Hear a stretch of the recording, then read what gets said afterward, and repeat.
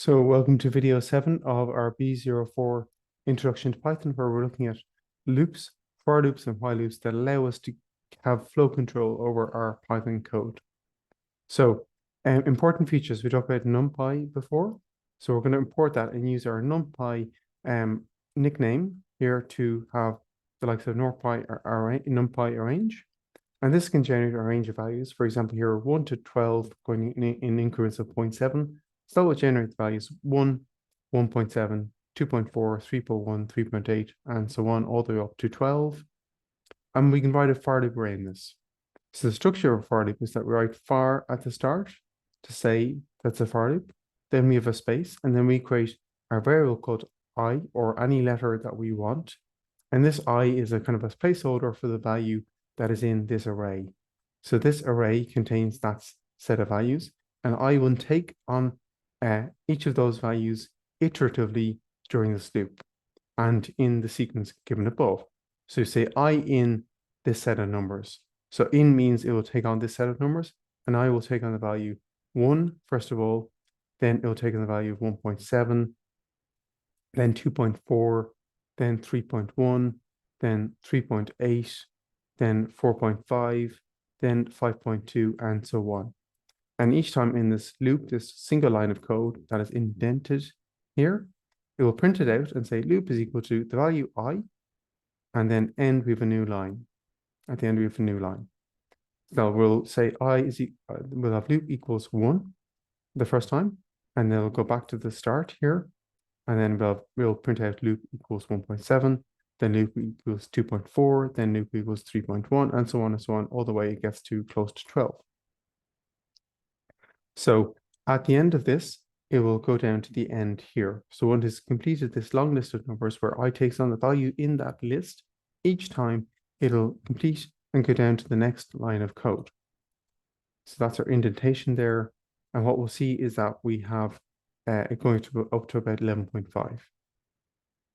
In the same way, we can reverse a loop. So we just say I in reversed, and we put that wrapped it around the same function.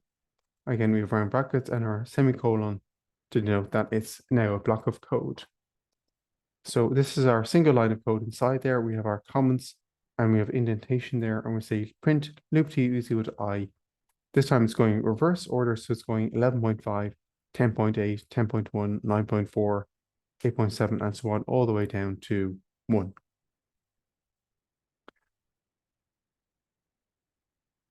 We can have variation on this. We could have numbers going from 1 to 12 in increments of 1.1. We can reverse it. So that means it starts at 10.9, 9.8, and we can have code within this loop and just say print loop 3 is equal to I. Of course, we can put a lot of code in here if we want. We can put 1 line, 100 lines, or whatever we want. This is just for illustration. A variation on this is a while loop. So the while loop is more flexible sometimes, but it can be more constrained in other instances. So we need to declare a, our counter, at the start. So we say a is equal to 1. We're going to count using a, but we need to declare that before the loop. We say while a is less than 4, and that will mean as long as a is less than 4, that evaluation is true, we will continue with this loop. So iterate these two lines of code repeatedly. It'll go to the print line first of all and say print a is equal to 1 first time, and then the second time we'll say a is equal to a plus 1. So now a takes on the value 2. Then we go back up to this line and we say print a is 2. It goes to this line, a is assigned the value of 3. Go back up again. It prints a is 3. A is equal to 4 is assigned to this line. We go back up here to the start, but now a is no longer less than 4. So this is false. So we complete our loop and we go down to the next line of code here at the end. So this is how while loops first to say while a is less than 4, iterate through it each time. And that'll print out a is 1, a is 2, a is 3. So that kind of summarizes our main set of videos here, where we looked at variables, lists, including other data types and inbuilt functions. We looked at other functions that we can create ourselves in Python as well. We looked at loops, while loops, and for loops, as well as logical statements.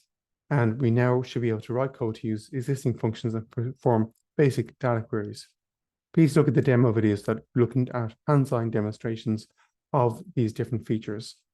They'll be for each of these major units, variables, distant operators, functions, logical statements, and loops.